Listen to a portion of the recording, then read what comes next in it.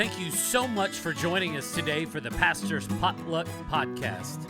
Here on the Pastor's Potluck, it's similar to a normal potluck where you might get something that you want and there may be something that you just want to pass up altogether. And that's okay. There's something here for everybody. Our goal here is to encourage you and maybe in the process entertain you. If you're ready, let's dig in.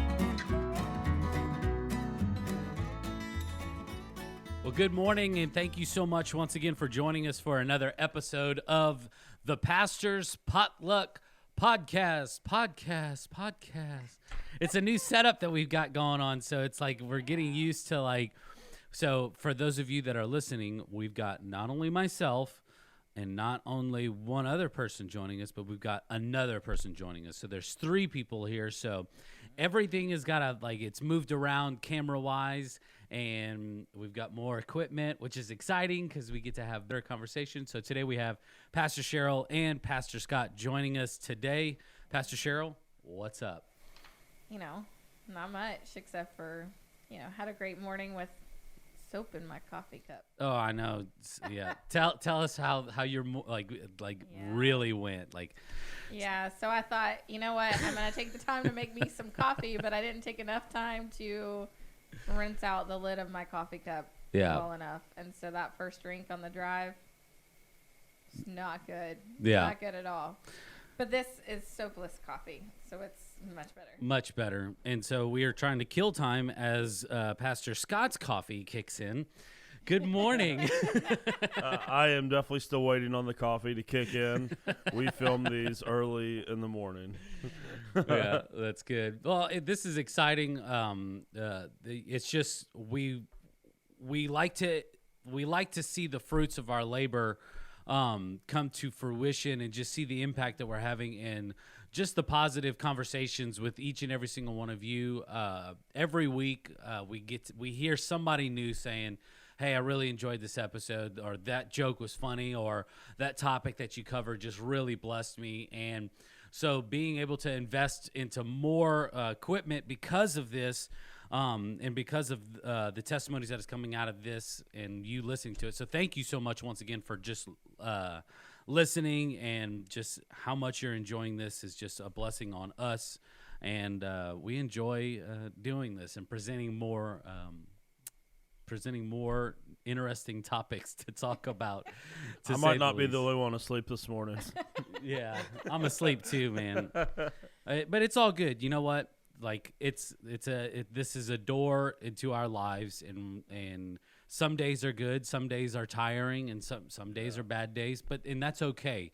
Yeah. We want to be able to show you everything about what a typical work week looks like for us. And, future episodes, we're going to get into a little bit of that. But so a couple weeks ago, it was actually week before last, y'all immediately after was it week before last? I don't know, but you said y'all. Is that a Texas thing, or is West Virginia really rubbing off on No, you? that's a Texas thing. Okay. Yeah. Okay.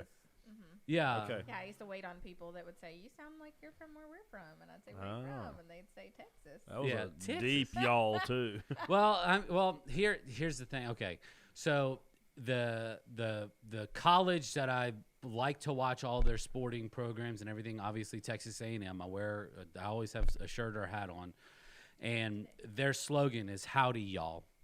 Oh, they say "Howdy" a lot, and then maybe 80% of the time it's followed up by "y'all." So, wow. All right, I just learned something new. Yeah, cool. All right, I won't interrupt you no more. No, you're good. So it was week before last that y'all left. 3 Sundays ago, that y'all immediately after service, y'all hop into a plane. Y'all see, now I'm self-conscious about this, and I'm trying to. Y'alls. I know you all, both of you, got into a car. This is the trick of having three people. Now you can't just say you. Now you have to use y'all. Yeah. Or when Anna's on here, you're gonna have to use yens. Yens. So. Yeah. So yens. What is even yens short for? It's a northern thing, from what I can understand, and it's their version of y'all, I believe. Yeah. But you'd have to ask, and it's like a Pittsburgh type thing. But yeah, when she's on here, you'll have to use Yen's. So each one of you got into a vehicle and went to the airport and left the country, actually, and y'all had a mission opportunity to make your way to Ecuador to partner with Cheryl. Let us know who we began to partner with. So it's Kids Around the World. Yeah, is the name of the organization.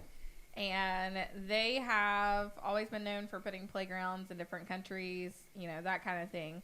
But February of 2020, they launched Generation Hope, which is where they are putting in hope zones in different villages.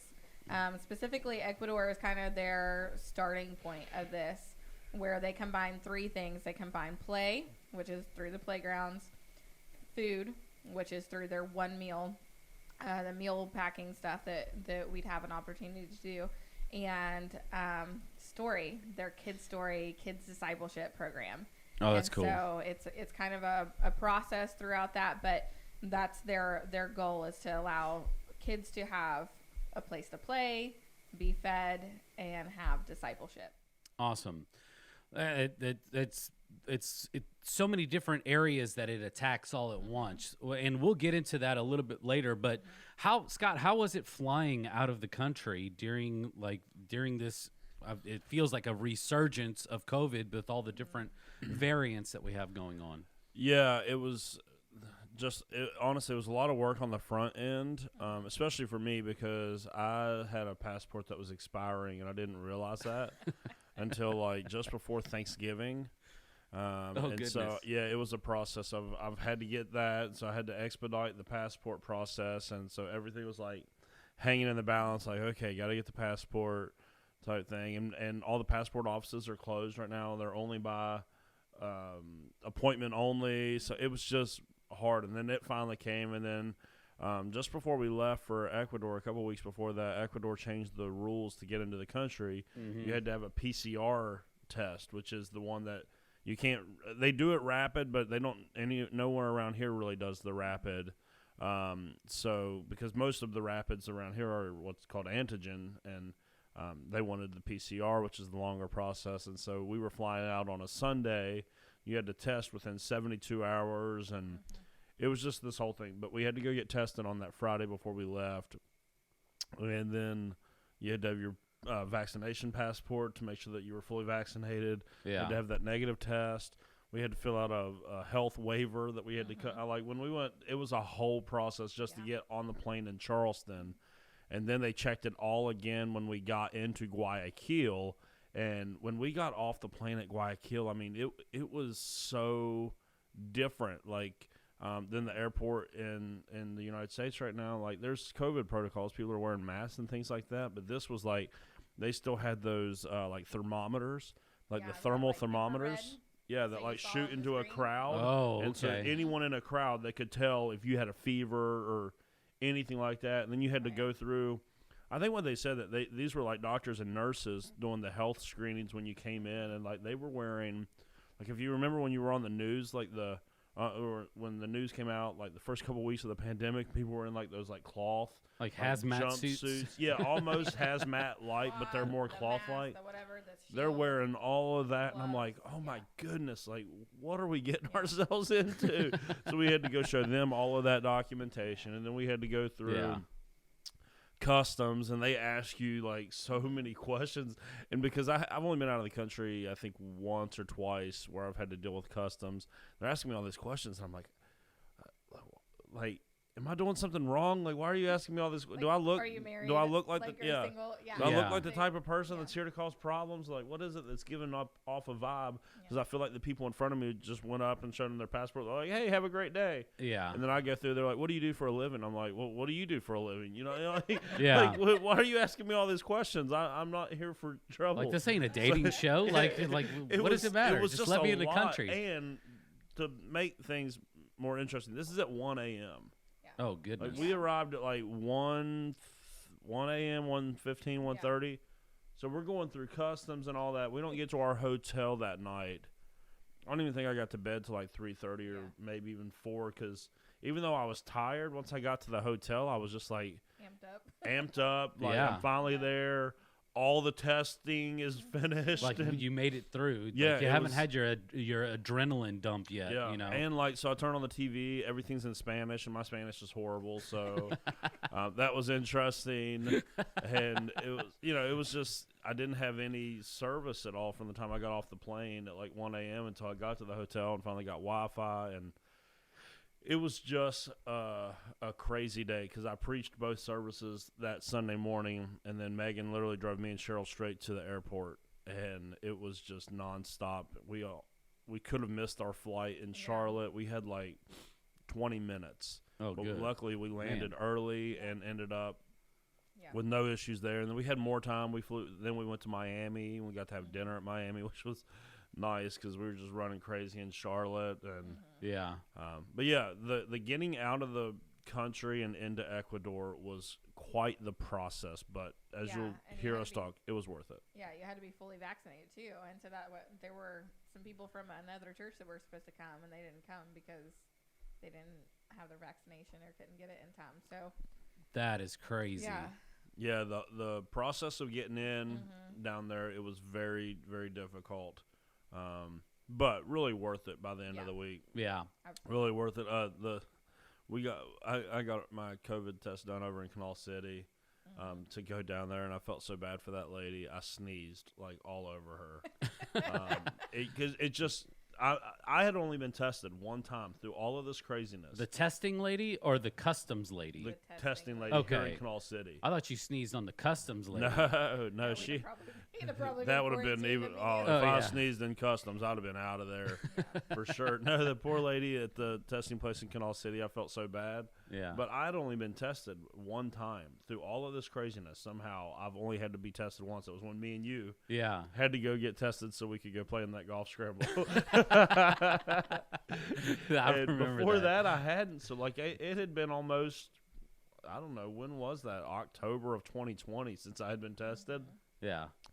And that was something about the process of having something shoved in your nose just. Well, that was like early in the testing. They don't have to do it like it wasn't as bad. Oh, this one was. It was just as bad as the first time that you and I got tested. This one was probably worse. I sneezed on her. Yeah. But coming back, we had to get tested to get back into the States as well. In Ecuador, they swab both of your nostrils.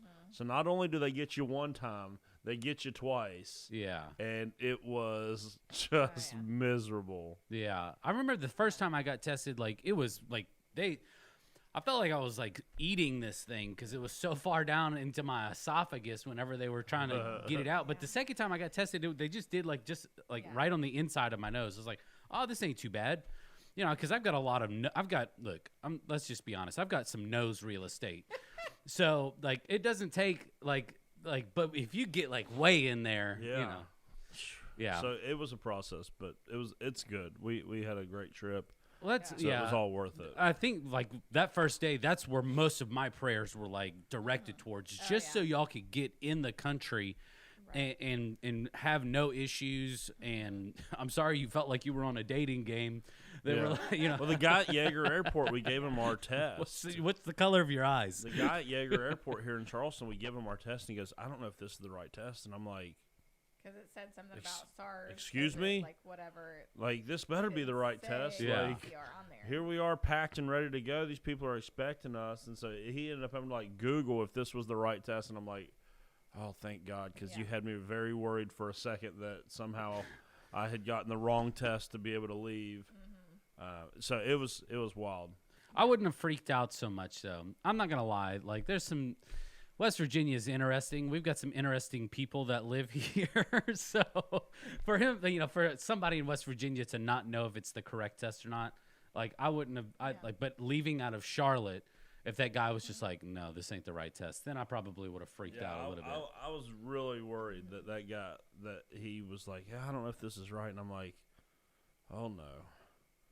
I don't know how much international stuff, you know, comes in and out of Charleston like that. So probably, I was just hoping that maybe have two terminals here. But no, he quickly was able to get on his phone. It was like, oh, nope, you guys are good. I'm like, oh, thank God. As soon as we were through security, it was like, We're home free, except for all the screening we had to go through once we arrived in Ecuador. Yeah. Now, was it? Are they like checking, like going through like all your bags and everything like that? So on the way back, we're in the airport, and like he gets called over the speaker. He's got his earbuds in, and I'm like, "Hey Scott, they called for you."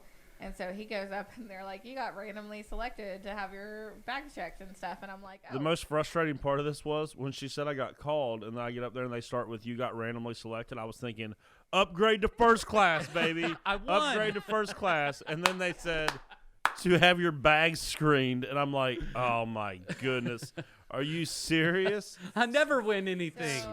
So they take me by myself with this guy from the airport there in Ecuador. Takes me down. I see the sign. Like I said, my Spanish isn't great, but I know that it said this is where they look for drugs.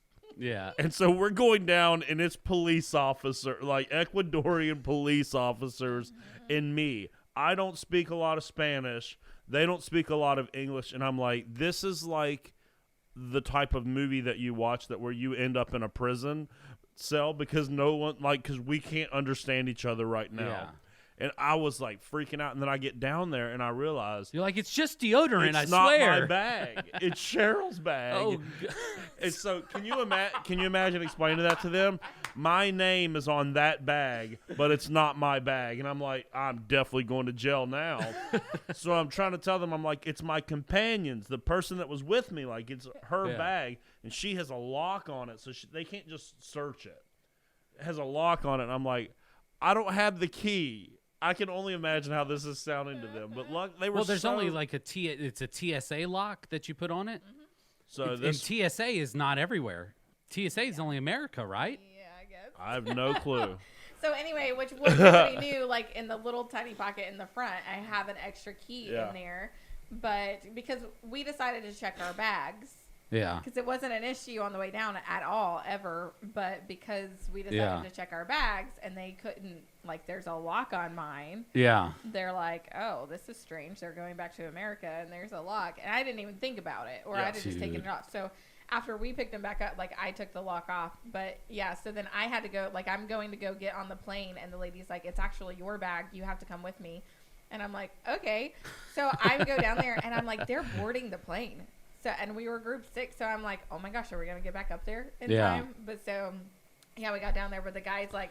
He was very suspicious of everything in her bag. Like, the one place we went to, they did woodworking stuff, and so I had bought this little wooden car for Anakin to bring back. Yeah. And so he pulls it out. I mean, he's rolling the wheels and all this stuff. Like, I mean, he's just doing, like, taking his time. She bought coffee down there, which coffee is used to help smuggle drugs, apparently. That's what someone told us. It's because of the it's because of the she fragrance. has coffee in her bag, and I'm like, oh, man, this is getting worse. The same thing. It's the same thing with, like, spices, too. Yeah. Like, spices, like, it throws off the drug-sniffing dogs. Yep. So, we got cleared, though.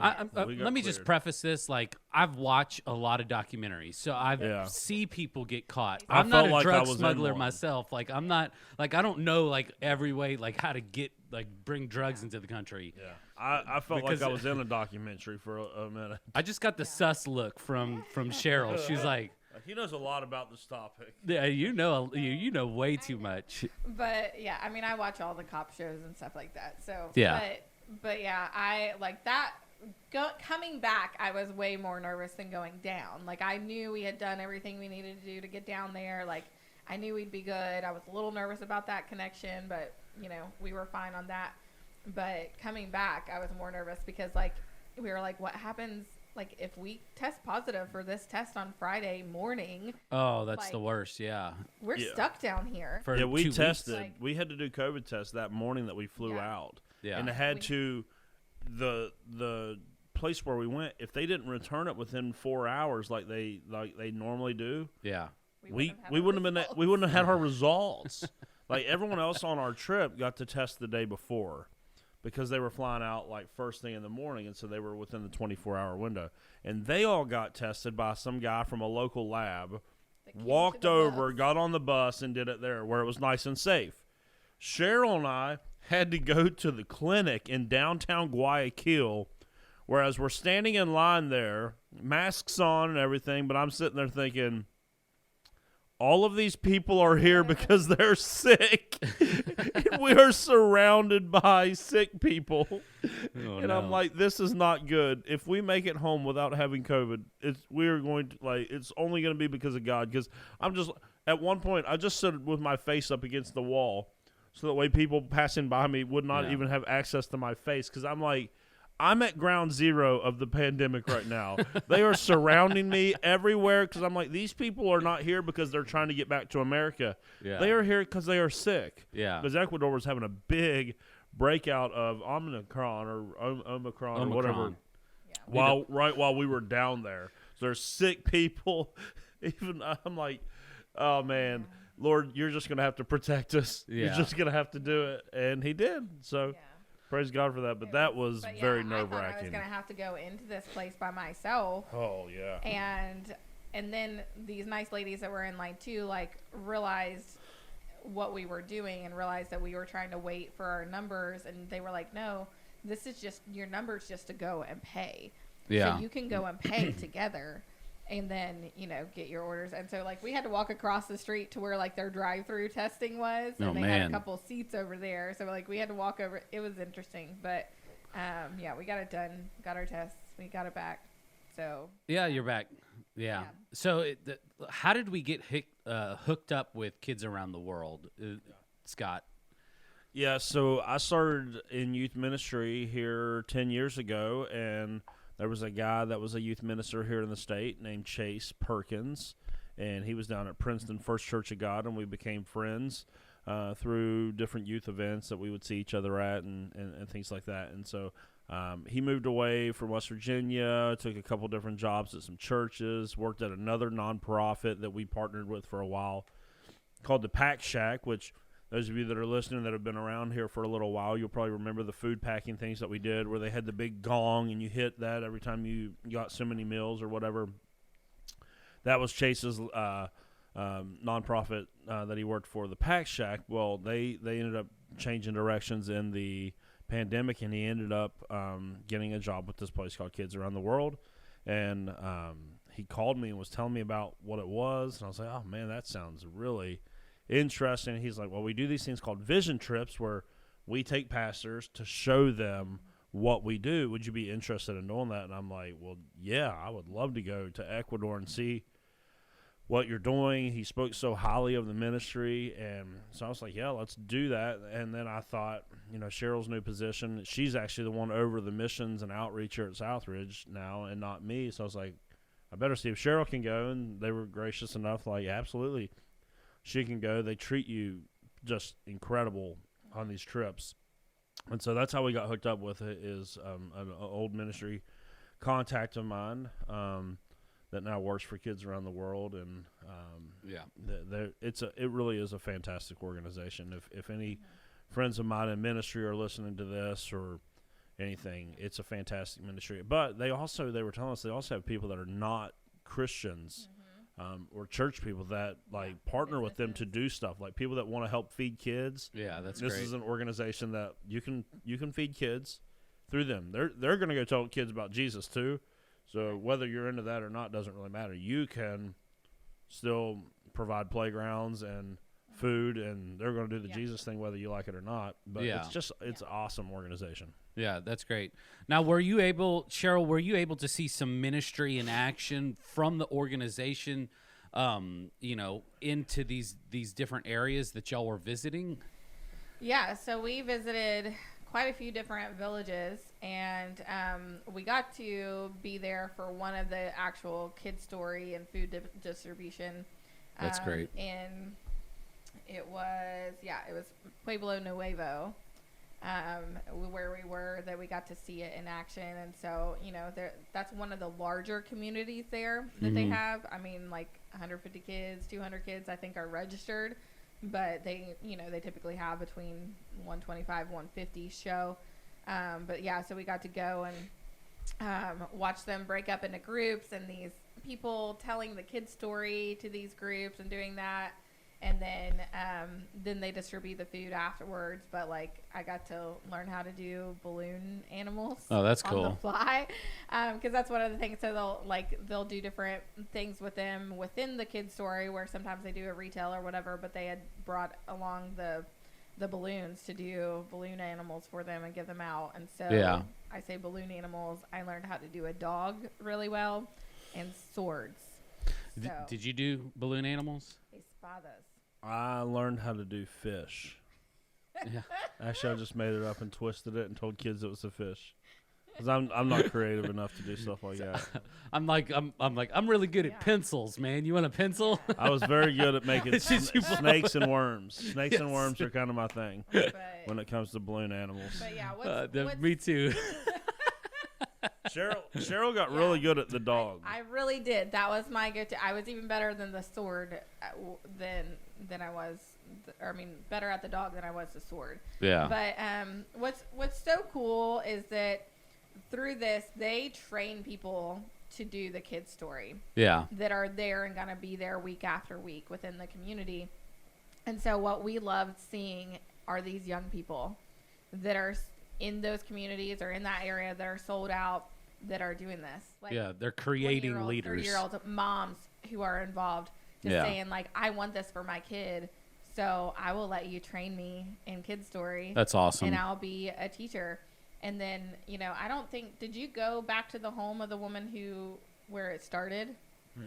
Okay, so I walked back to the home of the woman's house, like where this started in this community. Oh, that's awesome. And so it was her home, and she had, some area that was shaded where that's where they began with like 8 to 10 kids doing kid story. And then when they put it out to the community and stuff, like they said, we're going to do it down here in this other area, it like exploded. And so they thought, I think I remember them saying that they thought that they would have like maybe 50 kids come or whatever, but they had like 200 show up that first day. And they were like, wow. But just hearing that mom like talk about how it's affected them, and like how like they just were so like, we want something good for our community. Like they're in Ecuador and stuff, they're very community driven, like they're protective of their community. So like, these villages and stuff, I found it interesting. They each had like a president of the village, of the community, like that lived there, and they helped to organize it. So to go in, like they have to kind of meet with that president of the community, and get the approval from them and do that kind of stuff. But it was just really cool to see and hear from that mom that said like, we were gonna make this happen, like we're willing to do whatever it takes to be able to have something like this for our kids, which is huge, because there's plenty of communities around that we know of, like that for sure, nobody that cared anything about it, like. And so it's just really special to see the involvement of the young people. Like I got to connected with our leader, Steve, that's down there, his daughters. I had his 2 daughters and this young lady named Brittany. And we talked for quite some time afterwards, like after the craziness of the balloons and we started picking up trash and stuff, we were talking and just got to have a really special moment with Brittany where, her parents apparently don't go to church. Like aren't really active in church or anything like that.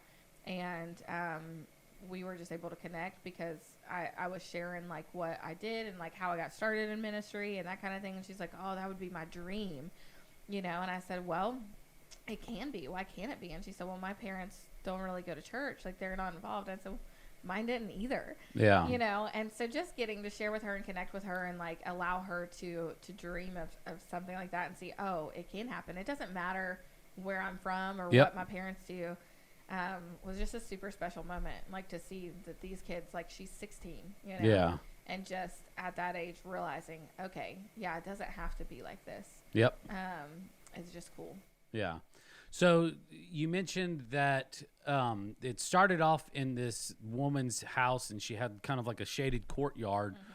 And so, Scott, talk to us a little bit how whenever this ministry begins to gain like a lot of traction in these communities, what begins to happen like whenever like these people don't fit in this courtyard? Like, how does the ministry begin to expand in these little villages? Yeah, it's always going to be different. It's always going to be based on what the community has to offer. So in Pueblo Nuevo, where they outgrew the shaded spot at the lady's house, one of the big things that the men do down in Ecuador in each of these little villages, it's I'll say somewhat like sad. Because many of these villages, until Kids Around the World goes in and puts a playground in, there will be nothing for the kids to do whatsoever. Yeah. But the men will create these like soccer clubs that will literally create soccer fields in their community, but it's only for the adult men to play on. But this neighborhood in Pueblo Nuevo actually lets the kids' story club meet on their soccer field. Oh, that's cool. So but each of them are different. So the area that we're most interested in, it's called Las Chacras. They meet in a church right now. So it could be in someone's house. It could be in a church. It could be a school. It could be under a tree that is shady enough to fit all the kids. It just every community is going to end up being different. And so what Kids Around the World is trying to do right now is they're going into these rural communities. And they're trying to establish those three things that they do: the story, the food, and a playground. And they're finding churches that will partner in almost like we would adopt a community right here in our own neighborhood. You can adopt one of their communities. Yeah. And you become the person or the church people responsible for the food. So every year you have a quota that you pack this amount of food for this many kids that covers all their food for the year. For that you pay a $3,600 stipend towards the discipleship, for that way someone goes and tells those kids about Jesus every single week through that money. And then within the first 3 years of your partnership, you go in and you build a playground.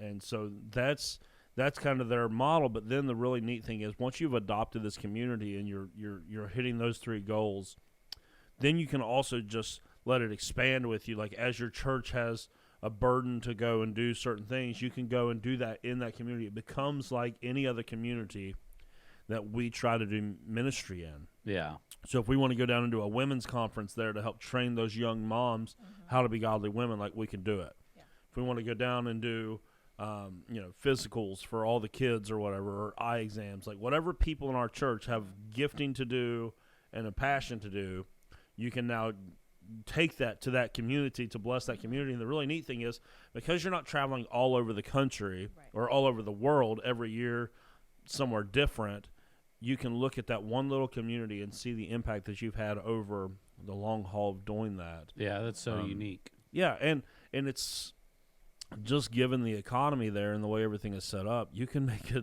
major, unbelievable difference with a little there. Like, you'll be able to see the difference. Like Las Chacras, where it looks like Southridge is really honing in on adopting that community and going through this process.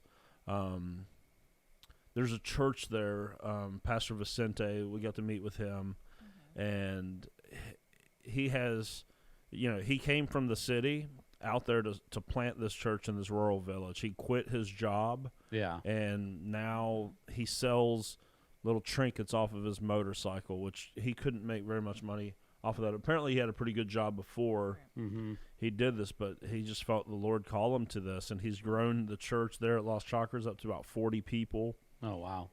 And he's doing the story club, and, for them, they need a bigger building and they need their own land, because right now they're kind of on a borrowed piece of land that could sell right out from under them, and then the church wouldn't have anywhere to meet. So, but for them, like, they to do the whole project, to get their new land and put a building on it, would be like $10,000. That's cheap. Yeah, like if you give a church in the United States $10,000, it's a blessing. Don't get me wrong. You want to give Southridge $10,000, we'll take it. But like it's not going to go nearly as far as it does there. It can literally build a building there. Yeah. Like it's unreal. Yeah, you can on. own the land, have your building paid off for $10,000 there. Yeah, that's crazy. So the really neat thing is you can make a huge difference in a place like that that really we can't do here because it would just be more expensive to do. And so it's just a really neat opportunity to make a big impact in the same place. Like if you went on multiple trips, you'll get to watch these kids grow up. You'll get to see as that church grows. Yeah. You'll get to know these people and hear their stories. They have social media and all this. Like you'll be able to stay connected to them even though we don't live there. Yeah. We'll actually be able to minister to them as if they were right here in West Virginia with us. Yeah. Cheryl, you got something to add to that? Like what was cool and different about this place as opposed to a lot of the other places, what they'll do is they'll like invite the community in, kind of put it out there, allow their moms to register their kids, that kind of thing. But because this has the potential to really end up being quite large, they haven't done that. Like, and Vicente actually came to them and asked them to partner with him on this. And they said, well, because we don't have someone, set in place for you right now, we know we can't like throw it out there to the whole community. Yeah. But if you will go to these families and invite them in personally and do it at a slower pace, we'll be okay. So he's doing all the legwork to like going and visiting families' houses, meeting people within that community every week, every day, which is really cool and special because he really just has the heart for it. You can see that. Like it's so evident, like with him quitting his job and feeling like, God just wants him to go all out on this. Yeah. It's just really special. But he also, like, he had a young lady, Nageli, I'm probably saying that totally wrong. I can't remember. Anyway, this young lady that does the kids story with Natalie. Him, like, he brought her in to our meeting with him because he wanted us to meet her too. And yeah, see, she tells the stories. She's 12. Yeah. Like, what? They do such a good job of getting the young people involved in ministry there. And the that's awesome. and all that. And like it's we got incredible. to do one of the kids stories. We did it for our devotion that first morning we were down there, and it's really cool. It's really special. Like, I mean, the girl that I partnered up with, Kristen, who's from Florida, we had a really special moment of connecting in that, like through that. And because like you share a little bit of your story with someone and then it connects to the story.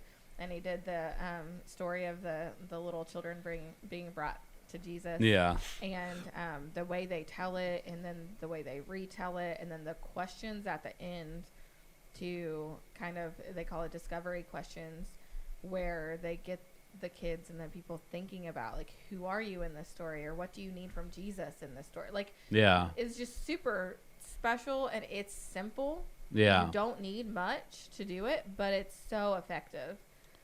And so it's really cool. I mean, it's just it's hard to comprehend for us in America, but just because we're so inundated with like so many different outside things, and we've grown up and we've heard we've heard stories of church and this and that. Like, you're literally going into a place that has never ever had a presentation of the gospel, and so even just simple like, hey, Jesus, and telling them the story of that, it's so impactful. And it's crazy. It's crazy to think that there's places in the world that have never ever heard the story of Jesus. Yeah. There are, but Ecuador's not one of them. Ecuador was not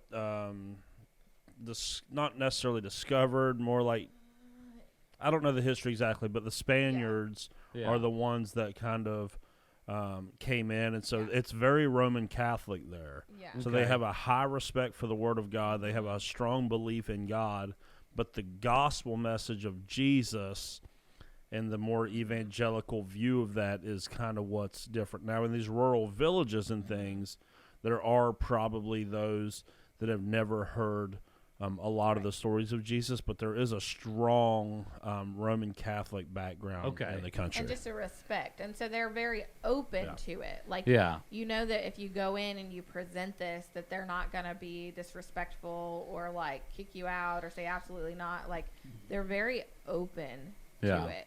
And so that's what's so special, because we would have a very hard time here in a lot of communities going in and saying, hey, we want to be able to help feed your kids, but you have to be you have to sign your kids up and bring them to Kids Story, Kids Club to do this.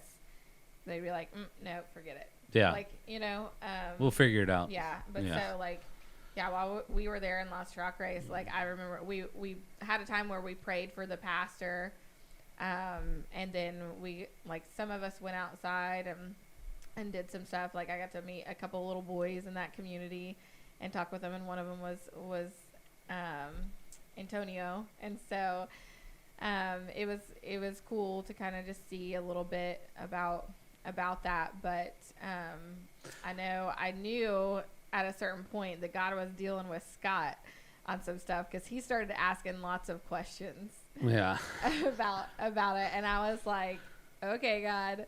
And then I remember looking in at one point, and he's back in there with the pastor and Steve talking some more, and I was just like, okay, something's going on here. Like Scott's really feeling led to do something here, and so it was a cool time. Yeah, it and even just, I mean, obviously you want to be open to what God is asking you and leading you to do, but in the back of my mind, like whenever you find out like how far just like $1 American dollar can go, and how much that can make an impact, and whenever you say, like we can have like a whole plot of land and a building for 10, maybe even less than $10,000, it's like, goodness, like I can cut out like a lot of things in my life and save that up just personally by the end of the year, and go buy a stinking plot of land for this church and for this community. And the crazy thing is, the 2 weeks prior to us being there, they have their little board that shows their offering. They had brought in $12 the last 2 weeks in offering. So $10,000 to $12,000 to get this plot of land and put a building on it. It's still it's nothing but a dream for them. Even though $12,000 for an American church with our connections and people, and we could get a couple churches together and say, hey, let's raise $12,000, let's fix this problem. We could do that probably in one Sunday. Whereas for them, $12,000 is like something. I brought in $12 over the last 2 weeks. Like, we're gonna bring in $300 this year.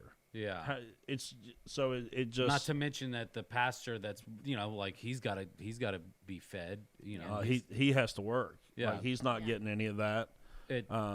Something extraordinary has to happen for this community to see that type of dream, like you said, come to fruition. And this is why the American church has to be active in overseas missions, because the Lord has blessed us to go and be a blessing to the nations, to go and to help, not with some sort of savior complex like we're better or anything like that. It's just good stewardship. If the Lord has blessed you, then you should bless others with that. And this is an area where you can really make a big impact. Like, you can make a big impact, because there is a openness to the gospel already because of the Roman Catholic background. And now if you get some workers in doing it, like, you could see a revival happen. And they're already got 15 of these hope zones. By the end of the year, I think they said it could be upwards of 20 to 30 of these. And as it keeps growing, like, it's how you change a country. It really is. But the American church has to do their part, or I should say the Western church, or wherever there's affluence. Because even there's even churches in the cities of Ecuador that are going out. And so when we were at the what's the place called? Pueblo Nuevo. Steve, who is the full-time missionary down there, his church goes out and runs the kids club out there. They've been doing that. I think they were actually doing stuff like that even before Gen Hope started. And so you even have this church in the city that, they said pre-pandemic there were 600-700 people at this church. They were already out doing ministry. So they just partnered up with kids around the world to make it even more effective. So just whoever God has blessed, you now have the responsibility to go and bless others with it. And this is not typically what we do a great job of in the Western church. Yeah. Now, I've been on several missions trips, quite a few actually, and I've been all over the world. Just been fortunate enough to do ministry work. I've never been to Ecuador. I've got a couple of friends that are missionaries down there, different part of the country. But been to Honduras and understand what, for the most part, Southern America and the culture and everything else there. But for me, like, there's always something that I take away from it that's like a really, almost kind of like a personal connection, maybe something that God spoke to me, or it could have been a conversation that I had, or an experience that maybe us as a team, that it just hit home. Cheryl, was there anything like that for you that you just had you had a God moment, and it's something that you'll carry with you into eternity, like you're just going to remember forever? Yeah, so the last full day we had there, we spent in community with Pastor Fabian in a place called, there's 3 actual communities right there that they have together, but Pacoche, I think, was where he lives and where we were. And so we go to this community, and I didn't meet him initially when we got there, because this is where, in this community, what's cool, they had a missionary couple there who've been there for a while now. So, through the pandemic, they moved to this community during the pandemic. And so Pete, that missionary guy, he has taught the young men in the community, their young teenage boys, how to do woodworking. Mm-hmm. And so, like, we were told, hey, you're going to be able to look at some of their stuff and buy their stuff from them. You know, he has taught them how to do this. They've done this on their own. And so what we didn't even know is that, like, they were selling their own stuff. Like, there were certain things that those boys had done, mm-hmm. and that money goes straight to them. And so that's where I bought that little wooden car. And so I had gone over. I bought a few things. I bought this little purse for Esme. And I go to take it back to the bus because I don't want to have to hold on to it the whole time, because I bought quite a few things. And anyway, so we're sitting in a circle, and Fabian shares his testimony, like his story. He was a fisherman, a mechanic for boats. And so, like, he ended up leaving his job, like everything. They moved out there. And it was actually like a plant from the church that he and his wife, Graziella, were at in the beginning. But so, like, he shares his whole testimony about being out there and everything. And then he starts telling Scott that, you know, hey, like, something about his team, like, whatever. And at that point, Steve's like, oh, we didn't do what we typically do, which is go around the room and introduce everybody, because we're not, like, you know, a lot of these people are used to church teams coming down. Yeah. But a lot of us were from, you know, we had 3 different churches represented, plus Chase was down there from a totally different area, but Fabian knows him. And so he says at this point, like, Steve knows all, like, where we're from, what we do at our church. And so he's like, if you don't mind, I'm going to take the liberty to introduce you guys. So that way, you know, less translating that way. Yeah. And so he introduced Scott, and then he goes to Ben, which Ben is really cool. He's this young guy from New Jersey, 21. Mm-hmm. Yeah, just sold out. Like, he's a ministry resident, at his church. His goal is to go overseas and, like, be a missionary to the Muslim community. Super cool. And he's getting married in May. Wife totally on board. So anyway, he gets excited with him, starts asking him some questions. Then he gets to me, and I kind of laugh because I'm like, oh, people are not going to understand what my role is. Like, next steps in discipleship pastor is like, okay.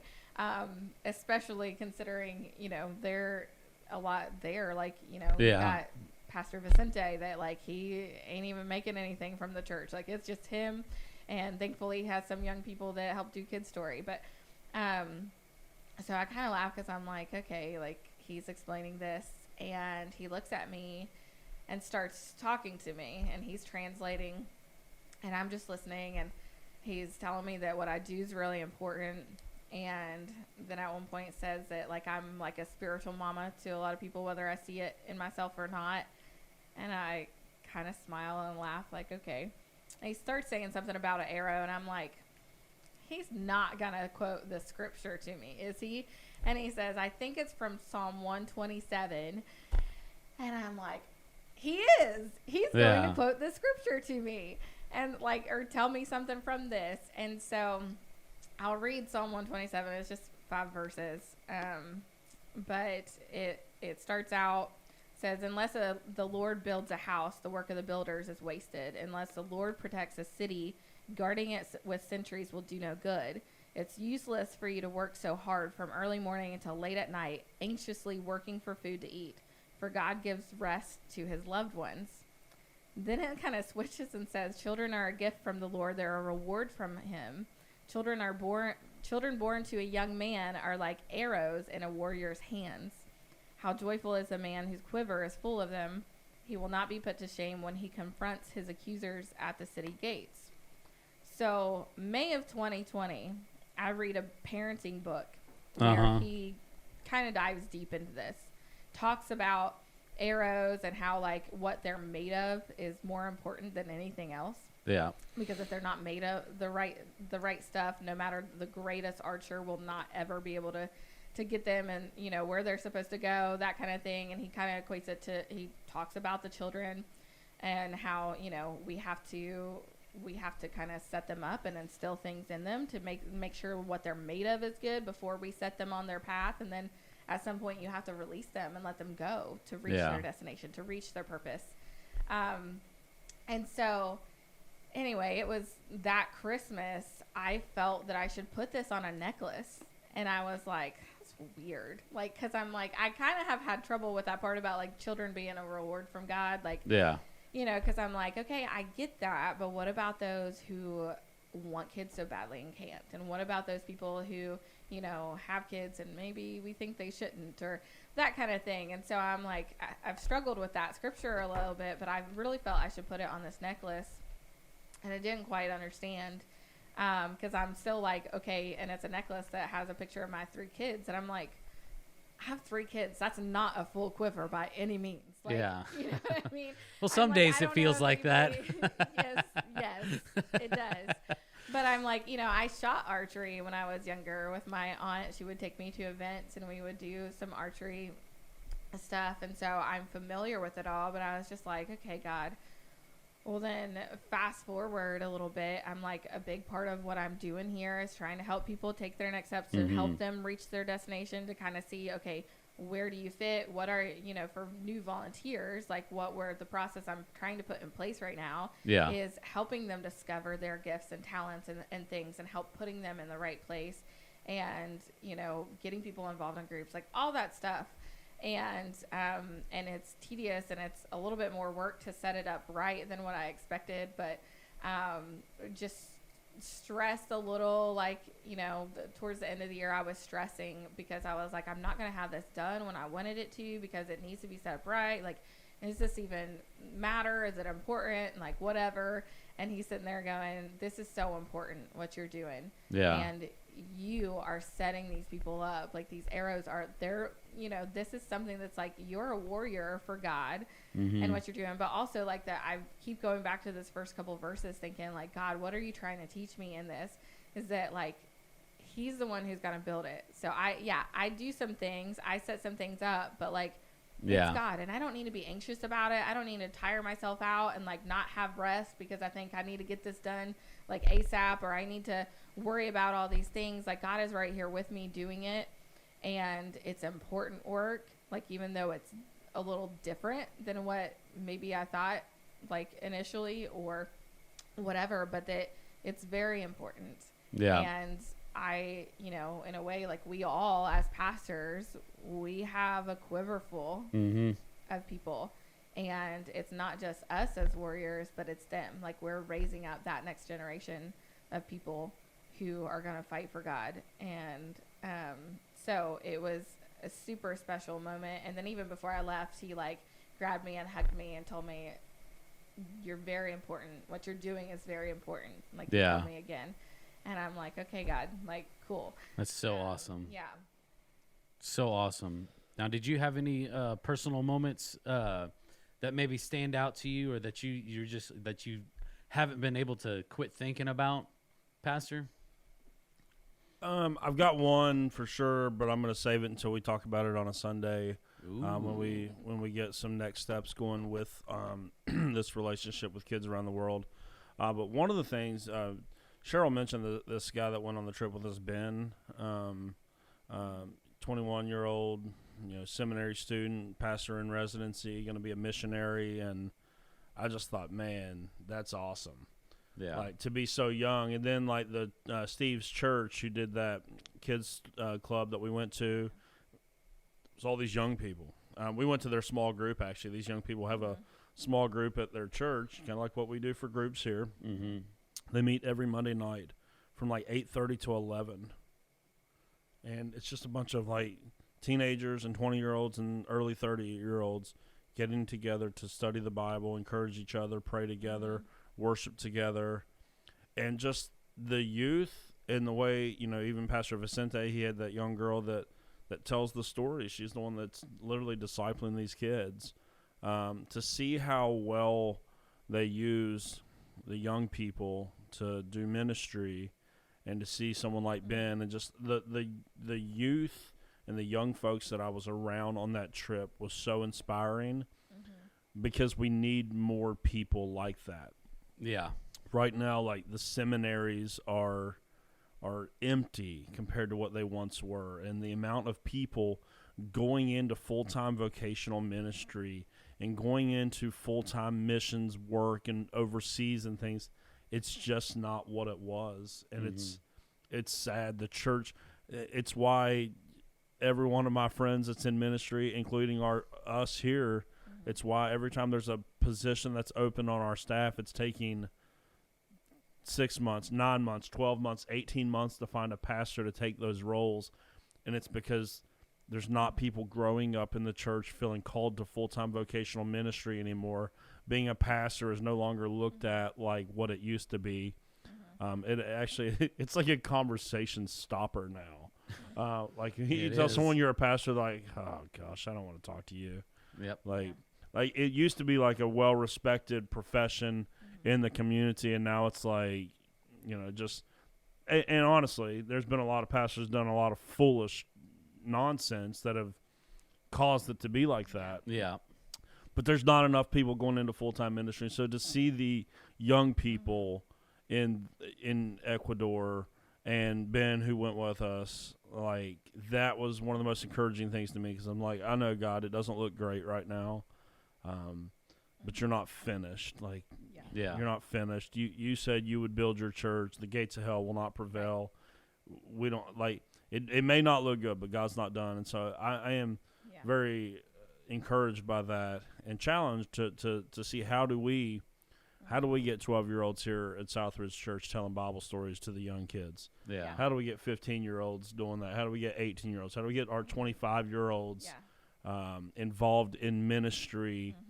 How do we do that? It's really, how do we get kids in our youth ministry that go, I want to be full-time youth ministers, or I want to be a lead pastor, I want to be a missionary? What do we have to do to develop that culture here, so we can be part of the solution to the lack of ministers and missionaries that we have? So that was one of the things that stuck out with me. Like I said, I've got something that goes along with our church partnership and stuff, but we're going to save that for when we're ready to fully launch into this partnership with kids around the world. Yep. But just Kids Around the World has some really interesting people that work with them down there as well. A lot of the staff. Jorge, he was a former, I'm trying to think of the way that he put it. He was like a guerrilla warfare, of like a Marxist group out in the jungles of Venezuela. Like, it was crazy. And because he ate, like, long story short, he ate a bad monkey that almost killed him. And so one of his friends put a radio on his head that was playing a channel where someone was preaching the gospel. And this guy that was in this, like, jungle militia, violent people, is now a minister of the gospel in Ecuador. Yeah. What a story. Because of a monkey that almost killed him because they ran out of food. Like, the whole story is just so crazy. And so he's part of the team down there. Another one of the guys down there, he used to be a witch. He was trying to tell us he used to be into, like, witchcraft and stuff like that. Yeah. And he met a girl that took him to church, and he said he felt this, like, grip that was on his heart literally when he was listening to the message of Jesus. Like the hand just crumbled off of his heart. And now this young guy in his 30s, I think, is out doing full-time ministry. Like, the team there is just... Marlon, I loved it because he one thing that he said when he was telling us our story, he said, Jesus, he's just too big for me to keep to myself. Oh, man, it's so good. How can I not share that? Yeah. And what's cool about him that impressed me, too, is that, like, because they're all trying to learn English, like and he is really trying. Like he said, Steve came to him and said, "Marlon, you need to learn English." He said, "Well, how?" He said, "I don't know, but you got to." And so he's been doing it. He's been watching videos at home. He said, "I read books in English. I watch shows in English. He's got a little boy named Marlon also, and a little girl, but." He's like his little boy. He makes him speak English at home and has been teaching him too. And his daughter, like, so that way they can learn and come up with it too. But like he's really trying, and he asked me lots of different questions, like, how do you say this? And he was really curious about like the word for telling the little girl to rise up with Jesus. Oh yeah. The little girl that was the story they were telling, was the girl who had died, but Jesus said she was sleeping, and then, you know, whatever. And so he was really curious about that word. Like, what does it actually mean? Like, what words do you use in English for it? Is it rise up, or is it get up? Like, it's just cool to see their devotion, and like how much, like, and the stories, of course, are amazing. Like, we got to go to San Silvestre and go into the homes. And this was maybe not his favorite moment, but we got to go into the homes and these families. So we split up into 3 different homes with our groups, like, and we each had a couple translators, and got to go into these homes, and they served us the one meal is what we knew we were going to be eating, which is the meal that they pack and feed or distribute to the families to take to their homes and cook. And so I knew, I'm like, I can do rice and stuff all day, like, no big deal. But it wasn't just that. Like, they cooked like a full meal for us. And so, like, we had some kind of a soup that they had made. And then what was super new to them, and even our, like, the Juan that was with me that was telling us, we're like, what is this drink? And he asked, and he's like, so it's like the vitamins that they put in there and milk. And we're like, is it okay to drink? Because they had told us, like, take your water. If they offer you a drink, don't drink it. Like, drink your water so you don't get sick. And we're okay. For sure. Well, so we're in there, and we're like, well, is it okay to drink? And he's like, this is new to me. I don't know. Like, so he's kind of freaked out by it too. And I'm like, okay. Yep. He's Stick like, with water. It's probably okay, he says. And I'm like, okay. Well, so, you know, like, the chicken that she made with the rice stuff was awesome. Like, whatever sauce she used or made was so good. Did you like it? He was in a different home. Yeah.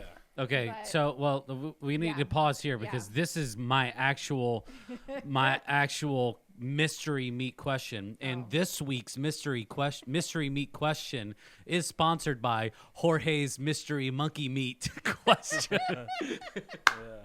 I can't believe that dude almost died by eating a monkey. Yeah. But anyways, the Lord saved his life from it. That's crazy. I know, dude. Because the other guys who ate it did die. Yeah. What? Yeah. I think so. Oh, man, that is crazy. He was like, it put him in a coma. Like, he woke up in a hammock with an IV in his arm and a radio on his head. Yeah. Like, just crazy. Like, how the Lord used something so odd to save this guy and put him in ministry. Yeah. I mean, that's one way. I mean, the Lord works in mysterious ways, and if he wants to get a hold of you, he's going to get a hold of you for sure. But so the question is, was there any actual, like, mystery meat down there? Like, whenever you're eating all these foods, because I mean, obviously there's not like a Taco Bell right around the corner, or, you know, a Chick-fil-A or McDonald's or anything I mean, it's this is very rural communities, so most of the food, if not all of it, is all it's all prepared. It's all handmade. So no, it just depends on where you're at. Like out in the villages, that's true, but like that's not far from the city where there's KFC, Burger King, everything. Ecuador is a much more developed country than what you might anticipate. Okay. So there was stuff, and we went to. I was thinking of like the rural stuff, like if you're out, if you're in the village without a car, you're just kind of stuck, like to where the bus can get you and stuff for sure, like that. But like we were never more than probably 30 minutes away from the city where. I mean, we went to some really nice restaurants. Well, were you while you were in those villages? Were you ever presented with anything? Yeah, like food wise. I had to eat lunch. Like we all ate lunch wherever, whatever home took us in that one day that we went, and our house made a soup, made the one meal, and it had beef with it, and roasted plantains with this like. Crumbled up so like good. Peanut. I don't know. Brittle almost. Yeah, I don't know what it was exactly. It was probably a nut, but not a peanut. Yeah. It was like peanuts. Because Marlon had showed us the one trees that had nuts on it, and he said it's similar to an almond, but it's not an almond. Yeah. But it's a nut. So it was. This is the part that's always most difficult for me because. People in the village that offer you things to eat, it is a sacrifice for them. Yeah. It really is. And so I'm very appreciative of people that would share their food with me and invite me into their home. But with that being said, I am such a picky eater, and I'm getting even weirder the older I get. Like I'm getting to be like I'm not meaning to laugh. No, honestly though, it's really like I don't know. You know, maybe somebody watching will be able to diagnose me or something. But I'm getting to be kind of like a germaphobe, like eating at other people's houses, even sleeping in hotels is really becoming challenging for me. Yeah. And I don't know what that is, and so I was very appreciative of what this lady offered up to me, but it was very challenging as well because of these. I don't know what it is that's going on right now, but as I get older, I'm getting much more sensitive to things that aren't my house. You know, like I'm just getting more sensitive to that, and so it was challenging. But I'm just deeply grateful for that family that would open up their home to us and offer us, offer us all of this because they didn't have to do that. They could have been like, "Hey, here's the 1 meal rice." Check it out. Yeah, which is what whatever. I expected. We thought that's what they literally made a feast. Yeah. Made a feast. It was such a sacrifice, and I was so grateful for. Yeah, I mean, about the family that you were in though, like we went to and so one of the things while you were eating lunch with them, you were supposed to ask them how the program is affecting their life, how's kids around the world making a difference and things, and we were in the house of this young guy, and we asked him. We said, "Hey, how often do you go to the playground?" Because this area was one of them that has a playground that's been built by kids around the world. Yeah. And he said, I live there. I live there. That's awesome. Because there's nothing else to do. Like there really is nothing else to do. If it wasn't for that playground, they would go to work or these kids haven't been to school in 2 years because of the pandemic. They're still doing school off little tiny phones. That's crazy. Like, so without that playground for 2 years, they would have literally not had much to do. So, and he must have been there so much because when we walked over to the playground with him, some of the other kids were like, that's the king of the playground. Yeah. That's the king of the playground. Like, he loves that place. He's there all the time. And watching them play on the playground, because at first, the whole idea of building playgrounds as mission work seemed kind of odd to me. But once you see it firsthand, you go, oh, that's super important because we take for granted the fact that in our homes we've got, television with 3 or 4 or 5 streaming channels.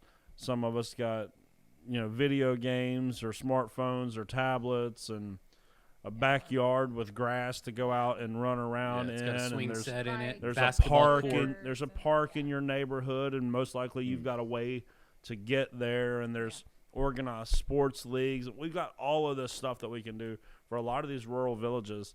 That playground is life-changing. It gives kids the opportunity to develop socially, develop physically. I mean, it's life-changing. And then the churches there can also use them as ministry tools, like, hey, let's meet at the playground and whatever it is. So it's just so important. But the food, honestly, the food in Ecuador, if you're not weird like me, you will probably absolutely love it. I mean, we went to some incredible restaurants. And then, like for me, I could find a burger just about anywhere. It didn't taste like what I would have if I drove down the road right now, but it was fine. Like when I went to Nicaragua, I struggled a lot more. There was only 2 times on this trip that was kind of a struggle for me, but it was like the food there you will absolutely love.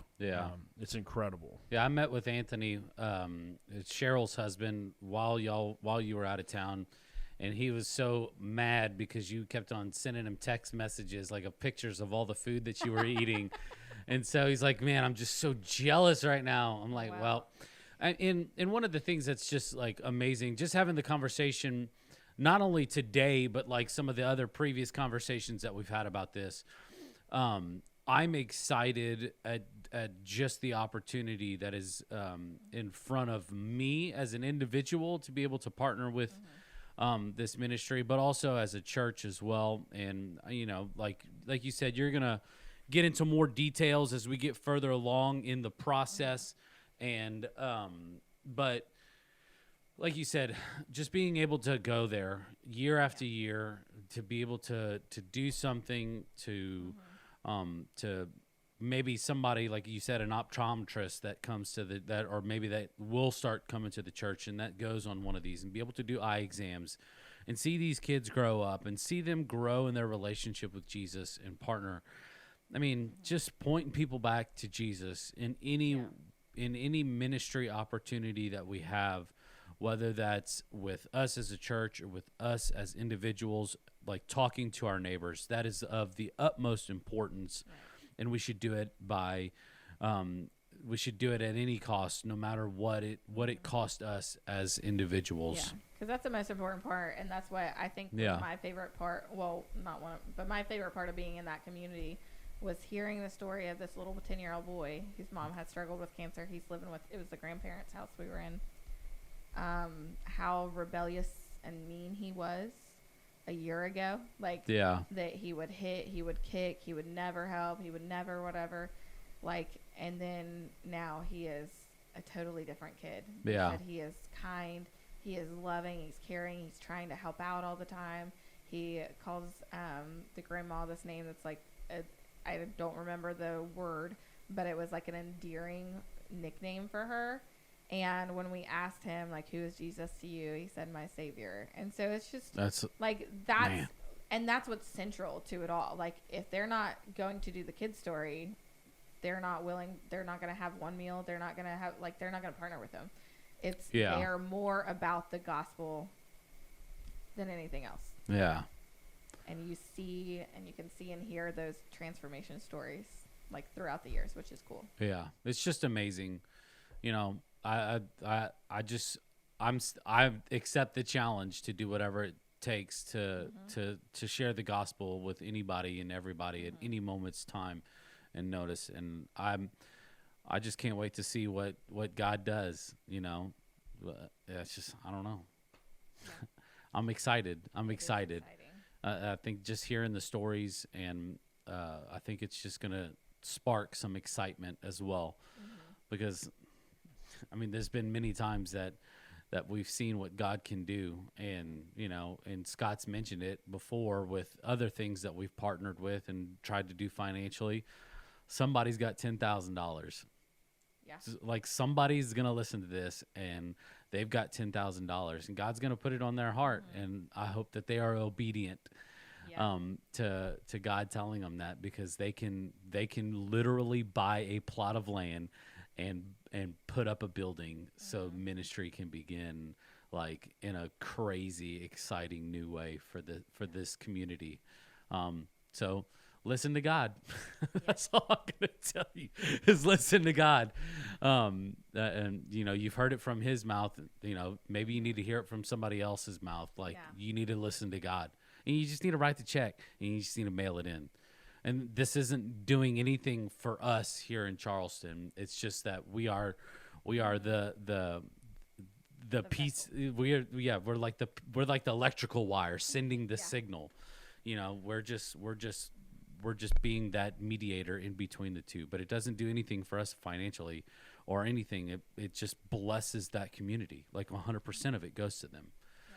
And so I've enjoyed this conversation. I've enjoyed having conversation to where like something new is presented to us and we can begin to partner with them. And since that's like your job, like I can't wait to see or have these conversations throughout the rest of the year as God is like revealed to you through somebody in a different country, like that it is important and maybe something has opened up. I just, like you said, the importance of us as a church here in America or in an affluent part of the world is just it's so vital to the so vital to the kingdom.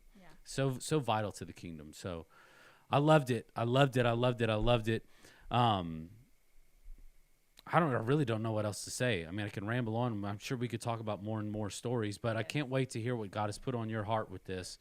I can't wait for that Sunday to come about. Just stay glued to like the socials, stay glued to us, the conversations that we're having with all the different podcasts and everything else to where we can begin to kind of prepare you and get you excited for that Sunday that we are going to meet for it, because we should kind of just broadcast and kind of advertise for that Sunday. And I'm looking forward to it. I really do appreciate you two just being willing to have God just speak to you through those moments.